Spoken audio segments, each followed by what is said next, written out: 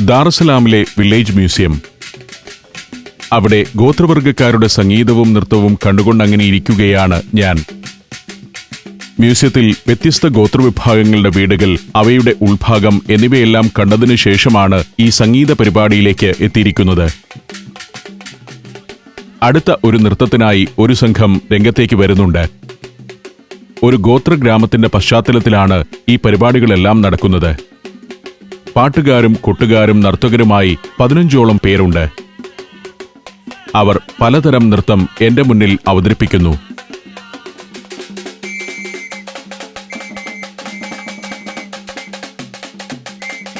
ടാൻസാനിയയുടെ പാരമ്പര്യവും ഗോത്രവൈവിധ്യവും പ്രദർശിപ്പിക്കുന്ന വില്ലേജ് മ്യൂസിയത്തിൽ ഇതൊരു ദൈനംദിന പരിപാടിയാണ്. വില്ലേജ് മ്യൂസിയത്തിലെ സ്ഥിരം ജീവനക്കാർ തന്നെയാണ് ഈ കലാപരിപാടികൾ അവതരിപ്പിക്കുന്നത്. ഇന്ന് പക്ഷേ ഇവിടെ കാണിയായി ഞാൻ മാത്രമേ ഉള്ളൂ. എങ്കിലും ഉത്സാഹം ഒട്ടും കുറയ്ക്കാതെ നൃത്തമാടുകയാണ് നർത്തകർ.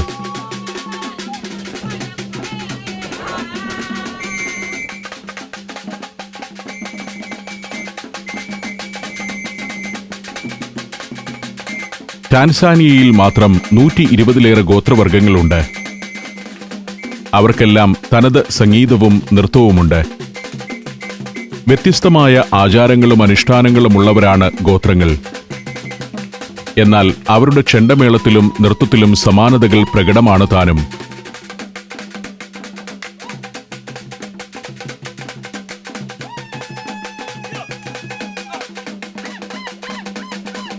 ചിലത് വളരെ ചടുലമായ നൃത്തമാണ്. മൃഗചലനങ്ങളും ചേഷ്ടകളുമെല്ലാം ഇവർ നൃത്തത്തിൽ അനുകരിക്കാറുണ്ട്. ഒരു വിനോദ പരിപാടി എന്നതിലുപരിയായി നൃത്തം ഇവർക്ക് ആചാരവും അനുഷ്ഠാനവും പലവിധ വികാരപ്രകടനങ്ങൾക്കുള്ള അവസരവുമാണ്. ഏതുതരം നൃത്തമായാലും താളം അതിലെ പ്രധാന ഘടകമാണെന്നതാണ് പ്രത്യേകത. ചില അനുഷ്ഠാന നൃത്തങ്ങളിൽ നർത്തകർ ഹിസ്റ്റീരിയ ബാധിച്ചവരെ പോലെ പെരുമാറുമെങ്കിലും അവരുടെ ചുവടുകൾ താള നിബദ്ധമായിരിക്കും.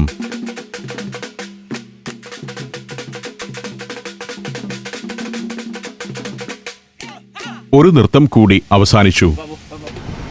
ഇനി നേരമില്ലാത്തതിനാൽ ഞാൻ ഡ്രൈവർ രജാബിനൊപ്പം കാറിൽ കയറി യാത്ര തുടരുകയാണ്.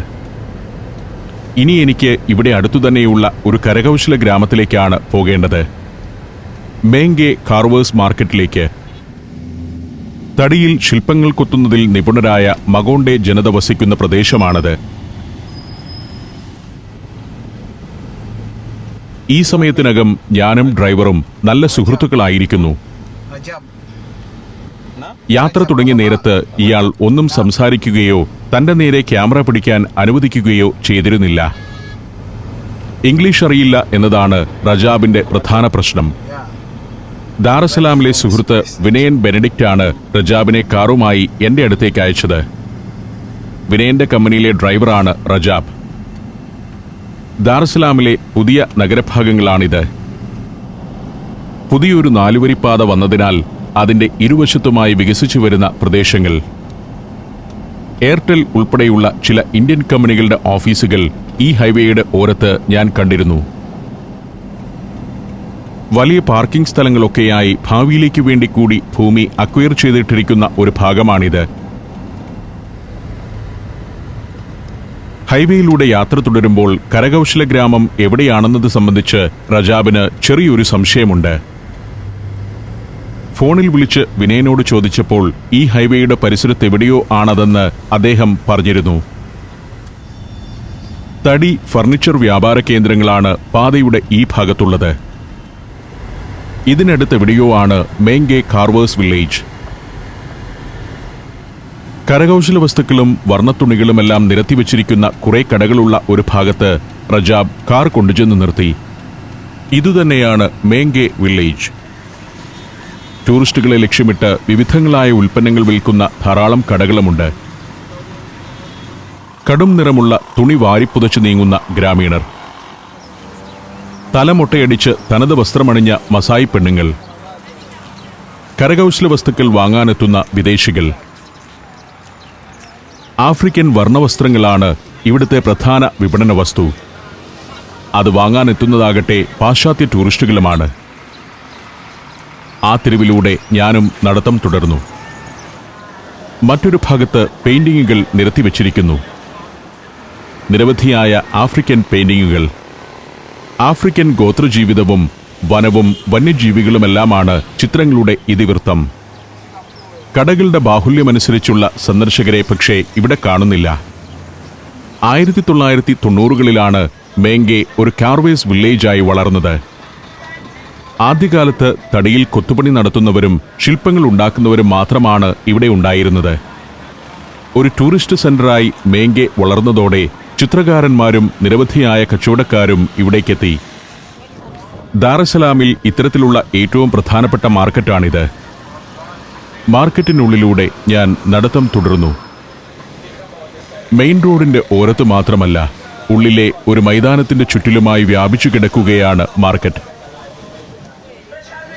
വലിയൊരു ഹാൻഡിക്രാഫ്റ്റ് വില്ലേജ് തന്നെയാണിത്. ഗോത്രങ്ങളുടെ സംഗീതോപകരണങ്ങൾ, തുകൽ പരിച, ചെരുപ്പ്, ബാഗ്, തുണിത്തരങ്ങൾ എന്നിങ്ങനെ വൈവിധ്യമാർന്ന വിൽപ്പന വസ്തുക്കൾ.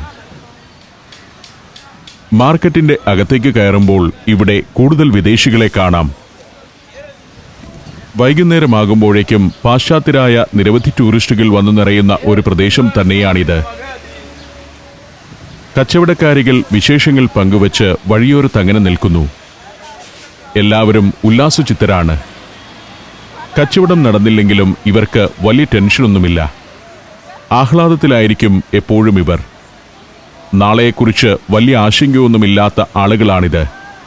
വലിയ സ്വപ്നങ്ങളോ വലിയ ലക്ഷ്യങ്ങളോ ഇല്ലാത്ത ജനങ്ങൾ. ആഫ്രിക്കൻ നാടുകളിലെ സാധാരണക്കാരിൽ ഞാൻ കണ്ടിട്ടുള്ള പൊതു സ്വഭാവമാണിത്. ഏതാനും പാശ്ചാത്യ ടൂറിസ്റ്റുകൾ മാർക്കറ്റിലൂടെ തങ്ങൾക്ക് ആവശ്യമുള്ള വസ്തുക്കൾ അന്വേഷിച്ച് നടക്കുന്നു. ഏതുൽപ്പന്നവും ഇവിടെ നിന്നും വിലപേശി വാങ്ങാം. ചിലർ ശില്പങ്ങൾ തുടച്ചു മിനുക്കി വയ്ക്കുന്നു. മസായികൾ ഉൾപ്പെടെയുള്ള ചില ഗോത്രങ്ങളുടെ പരിചയമാണിത്. ഗോത്രങ്ങൾ പരസ്പരം ഏറ്റുമുട്ടുമ്പോൾ കല്ലിനെയും കുന്തത്തെയും പ്രതിരോധിക്കാനുള്ള പരിച. ധാരാളം കടകളുണ്ട്. അതിൽ നിരവധിയായ വസ്തുക്കൾ വിൽപ്പനയ്ക്കായി നിരന്നിരിക്കുന്നു. പല കടകളിലേക്കും വിൽപ്പനക്കാർ എന്നെ ക്ഷണിച്ചു. അവിടെ നിരന്നിരിക്കുന്ന സാധനങ്ങൾ കാണുക. കഴുത്തിലും കാതിലും കൈകാലുകളിലും അണിയുന്ന വൈവിധ്യമാർന്ന ആഭരണങ്ങൾ, പെയിന്റിങ്ങുകൾ, തനത് ആഫ്രിക്കൻ ശില്പങ്ങൾ. സൗഹൃദഭാവമുള്ളവരാണ് കച്ചവടക്കാർ. അടുത്ത കടയിലേക്ക് കയറി ചെല്ലുമ്പോൾ തടികൊണ്ടുള്ള ശില്പങ്ങളാണ് കാണാനുള്ളത്. എല്ലാറ്റിലും ഗോത്രപാരമ്പര്യത്തിന്റെ ഒരു സ്പർശമുണ്ട്. ലാളിത്യമാർന്ന തനതു രൂപങ്ങൾ. തടിയിൽ കൊത്തിയുണ്ടാക്കിയ മാസ്കുകളാണ് വേറൊരു ഭാഗത്ത്. ആഫ്രിക്കൻ ഗോത്രജീവിതത്തിന്റെ തനിമ മുഴുവൻ ഇത്തരത്തിലുള്ള ഓരോ മാസ്കിലും പ്രതിഫലിക്കുന്നുണ്ടെന്ന് പറയാം. അതിഗംഭീരമായ നിർമ്മിതികൾ, ചെറുതും വലുതുമായ ഒട്ടേറെ ശില്പങ്ങൾ. തടിയിൽ ഇത്തരം ശില്പങ്ങൾ കൊത്തിയുണ്ടാക്കുന്നതിൽ നിപുണരാണ് മക്കോണ്ടെ എന്ന ഗോത്രവിഭാഗം. ഈ മാർക്കറ്റിലെ ഭൂരിഭാഗം കൊത്തുപണിക്കാരും മക്കോണ്ടെ ഗോത്രത്തിൽപ്പെട്ടവരാണ്. വളരെ സങ്കീർണമായ ശില്പങ്ങൾ വരെ ഇവിടെ കാണാം. ഒറ്റത്തടിയിൽ കൊത്തിയെടുത്തതാണ് ഇതെന്നോർക്കണം. സഞ്ചാരികൾ ഓരോ കടയിലും അങ്ങനെ കയറി ഇറങ്ങി നടക്കുന്നു. കച്ചവടക്കാരികളാകട്ടെ വഴിയോരത്ത് നിന്ന് ആളുകളെ തങ്ങളുടെ കടയിലേക്ക് വിളിച്ചു കയറ്റിക്കൊണ്ടിരിക്കുന്നു. വേറൊരു കൂട്ടർ ഡ്രം ഉണ്ടാക്കുന്നവരാണ്. തത്സമയം ഡ്രം നിർമ്മിക്കുന്നു. അത് സന്ദർശകരെ കൊട്ടിക്കേൾപ്പിക്കുന്നു. ഒരാൾ എന്നെക്കൊണ്ട് ഒരു ഡ്രം വാങ്ങിപ്പിക്കാനാണ് ഈ പാടുപെടുന്നത്. ഏതോ കാട്ടുമൃഗങ്ങളുടെ തുകൽ കൊണ്ടുണ്ടാക്കുന്ന ഡ്രമ്മാണിത്. ഡ്രം കൊട്ടി നോക്കി ഒരു കൗതുകത്തിന് അത് വാങ്ങിക്കൊണ്ടു പോകുന്ന ആളുകളുമുണ്ട്. അവരെയെല്ലാം പിന്നിട്ട് ഞാൻ നടത്തം തുടർന്നു. വലിയൊരു പ്രദേശം മുഴുവൻ വ്യാപിച്ചു കിടക്കുകയാണ് മേങ്കെ മാർക്കറ്റ്. കച്ചവടക്കാരോട് വിലപേശി വേണം ഇവിടെ നിന്നും ഉൽപ്പന്നങ്ങൾ വാങ്ങാൻ. ഇവിടെ ശില്പനിർമ്മാണം നടക്കുകയാണ്. മക്കോണ്ടെ ഗോത്രത്തിൽപ്പെട്ട ആളുകളാണിത്. ചില ശില്പങ്ങളിൽ ഫിനിഷിംഗ് ജോലികൾ നടക്കുന്നു.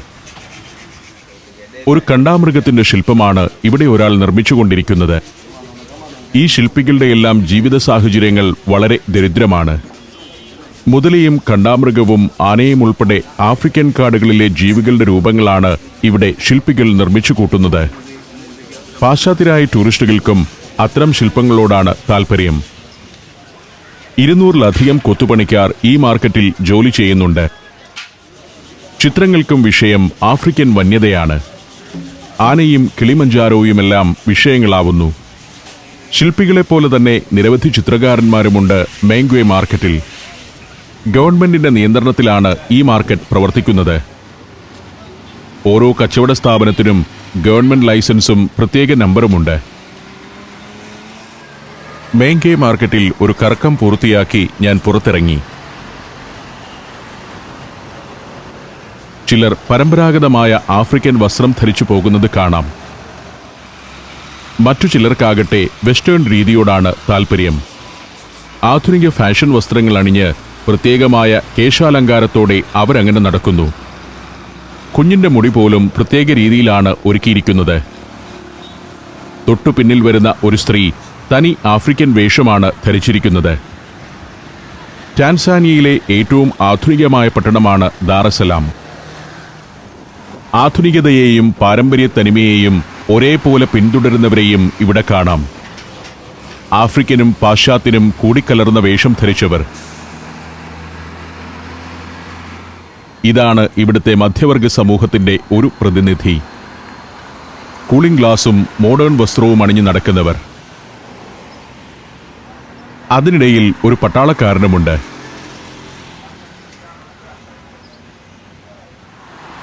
ടീഷർട്ടും ജീൻസുമാണ് യുവാക്കളുടെ വസ്ത്രം. Saudi Arabia, United Arab Emirates, Kuwait. സഞ്ചാരം വോള്യം നമ്പർ 20. ഫുൾ HD-യിലുള്ള അപൂർവ ദൃശ്യയാത്രാ വിവരണ ശേഖരം ഉടൻ സ്വന്തമാക്കാൻ സഞ്ചാരം എന്ന് SMS ചെയ്യൂ. ഫോൺ 9995444222. മേങ്ക്വേ മാർക്കറ്റിൽ നിന്നും ഞാൻ യാത്ര തുടരുകയാണ്. വഴിയോരത്ത് ഇക്കാണുന്നതെല്ലാം കരകൗശല വസ്തുക്കളുടെ വില്ലേജുകളാണ്. ശില്പികളായ മക്കോണ്ടെ ഗോത്രക്കാർ ദാറസലാമിൽ ഏറ്റവും കൂടുതലുള്ളതും ഈ പ്രദേശങ്ങളിൽ തന്നെ. നേരം 1 മണിയായിരിക്കുന്നു. ഇനി നേരെ എയർപോർട്ടിലേക്കാണ് എനിക്ക് പോകേണ്ടത്. ടാൻസാനിയൻ സഞ്ചാരം അതിൻ്റെ അവസാന പാദത്തിലേക്ക് അടുക്കുന്നു. 4:45 ഫ്ലൈറ്റിലാണ് എൻ്റെ മടക്കയാത്ര. 2 മണിയാവുമ്പോഴേക്കും എന്നെ എയർപോർട്ടിൽ എത്തിക്കണമെന്നാണ് ഡ്രൈവറോട് പറഞ്ഞിരിക്കുന്നത്. ദാറസലാമിൻ്റെ താരതമ്യേന പുതിയ ഭാഗങ്ങളാണ് ഇതെല്ലാം.